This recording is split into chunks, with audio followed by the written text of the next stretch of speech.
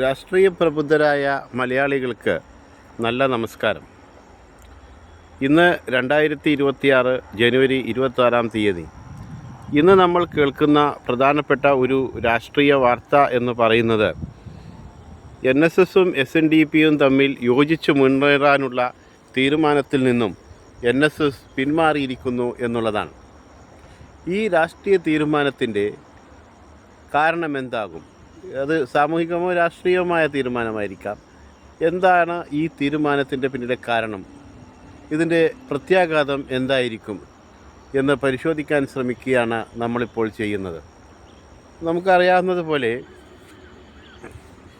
NSSൻ്റെ സംഘടനാ സംവിധാനത്തിനകത്തു നിന്ന് തന്നെ ഈ തീരുമാനത്തിനെതിരെ എതിർപ്പുയർന്നിരിക്കുന്നു എന്നുള്ളതാണ് മനസ്സിലാക്കാൻ കഴിയുന്നത്. അതിൻ്റെ പ്രധാന കാരണമെന്ന് പറയുന്നത് NSSൻ്റെ രാഷ്ട്രീയ സമീപനം എന്ന് പറയുന്നത് സമദൂരം എന്നുള്ളതാണ്. എല്ലാവരോടും തുല്യ ദൂരം പാലിക്കുക. പക്ഷേ SNDPയുടെ രാഷ്ട്രീയ നീക്കങ്ങൾക്കെല്ലാം തന്നെ പ്രകടമായ ഒരു രാഷ്ട്രീയ കാരണമുണ്ട്, അല്ലെങ്കിൽ അവർക്ക് പ്രകടമായ രീതിയിൽ തന്നെ ഒരു രാഷ്ട്രീയ ചായ്വുണ്ട്. അപ്പോൾ അതുകൊണ്ട് അവർ മാറി നിൽക്കുന്നു. മറ്റൊന്ന്, NSSൻ്റെ സംഘടനാ സംവിധാനത്തിനകത്തു നിന്ന് തന്നെ ഇതിനെതിരെ വലിയ എതിർപ്പുയർന്നിരിക്കുന്നു എന്നാണ് നമ്മൾ മനസ്സിലാക്കുന്നത്. അപ്പോൾ ഇതിൻ്റെ രാഷ്ട്രീയ പ്രത്യാഘാതം എന്തായിരിക്കും? ഈ തീരുമാനത്തിൻ്റെ രാഷ്ട്രീയപരമായ നേട്ടം BJPയും ഇടതുപക്ഷവും ചേർന്ന്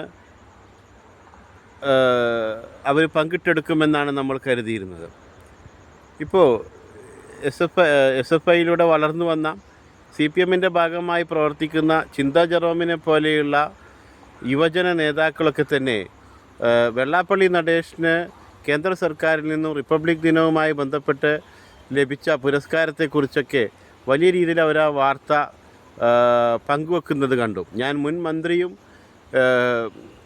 അതുപോലെ തന്നെ പ്രമുഖ CPM നേതാവുമായ G. സുധാകരനും വെള്ളാപ്പള്ളി നടേശന് റിപ്പബ്ലിക് ദിനത്തിൽ കേന്ദ്ര ഗവൺമെൻറ് പുരസ്കാരം നൽകി ആദരിച്ചതിനെക്കുറിച്ചുള്ള വാർത്ത കണ്ടു.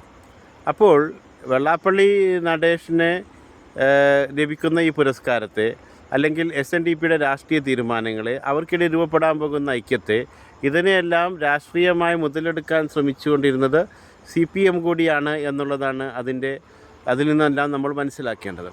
അപ്പോൾ നിലനിൽക്കുന്ന ഈ രാഷ്ട്രീയ സാഹചര്യത്തിൽ നമുക്ക് മനസ്സിലാക്കാൻ കഴിയുന്നത്, ഏറ്റവും ചുരുങ്ങിയത് തിരുവനന്തപുരം, ആലപ്പുഴ, പത്തനംതിട്ട, കൊല്ലം പോലെയുള്ള ജില്ലകളിലെങ്കിലും ഈ തീരുമാനത്തിൻ്റെ രാഷ്ട്രീയപരമായ പ്രത്യാഘാതം ഇടതുപക്ഷത്തിനും BJPക്കും എതിരായിരിക്കും. ഈ തീരുമാനങ്ങളെല്ലാം തന്നെ UDFന് അനുകൂലമായിരിക്കും എന്നുമാണ് പ്രതീക്ഷിക്കുന്നത്.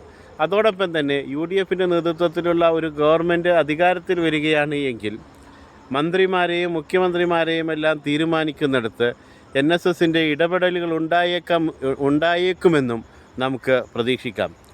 കൂടുതൽ രാഷ്ട്രീയ വിശകലനങ്ങളുമായി നമുക്ക് വീണ്ടും കാണാം. നന്ദി, നമസ്കാരം.